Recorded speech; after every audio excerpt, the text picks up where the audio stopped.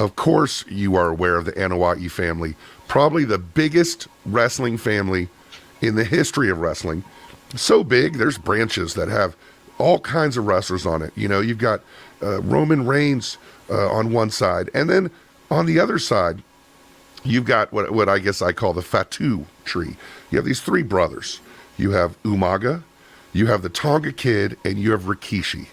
Like, those three as brothers combined, I mean, how much do they contribute to the wrestling industry?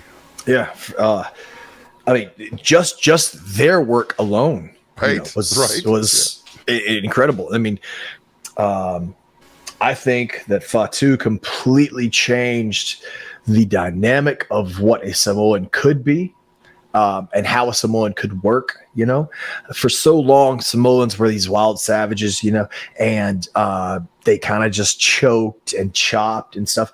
But Fatu was an incredible athlete, dude. Even as the head shrinkers, when he was that crazed animal or whatever, their work was so much different than the Samoans before. And then when he transitioned to Rikishi, he just hit a whole nother audience, and he became more than just a Samoan. He became, you know, a figure that the people loved because of him, you know. And I think that completely introduced a whole different world for the Samoans and the Samoan wrestlers. And of course, the Tonga Kid came into wrestling when I first started watching, to rescue his cousin Jimmy Superfly Snuka from the coconut attack of Roddy Piper, but also was part, along with Fatu, of the Samoan SWAT team in WCW, and one of the most underrated tag team divisions ever, right? Dude, so Tonga Kid is, to me at least, being a wrestling nerd, a huge what if. You know, what if he would have stuck around? Dude. He was so incredible, man, and he had such a. I mean, so did Fatu, but he had such a natural charisma to him. Fire. He had as fire, a baby face, he was an incredible baby face. But as a heel, when he was part of the Samoan SWAT team, just an incredible swagger, an incredible charisma, great athlete. For me, a huge what if in professional wrestling. But yes, Samoan SWAT team, great tag team, could work with anybody. It didn't matter if it were the Road Warriors or the Babyface Midnight Express. They could do it all.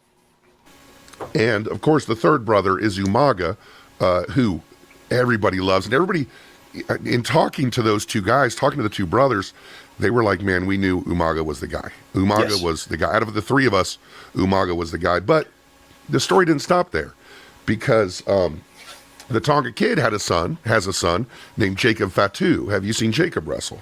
I haven't really necessarily watched a whole match of his, but I've seen clips and highlights of him. I've heard great stories about him, and from what I've seen, the snap that he has on all of his offense,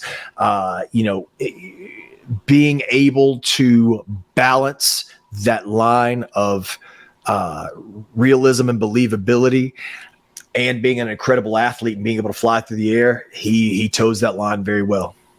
And then, of course, Rikishi, Fatu, as we called him, had three sons in the industry. Solo Sikoa, who is now part of the bloodline in WWE, and the two fellas we're talking about right now, Jimmy and Jey Uso. Let me ask you this. With Jimmy and Jey, when was the first time you met them? First time I met them, we were in NXT, and we took I think maybe WWE was in Orlando, and we went to the Raw show, and that was, I think, the very first time that we said hello to those guys. Then we got acquainted with them on the main roster, and great human beings, just so loving and caring, but also if you get on the wrong side of them, they'll fight you in a heartbeat.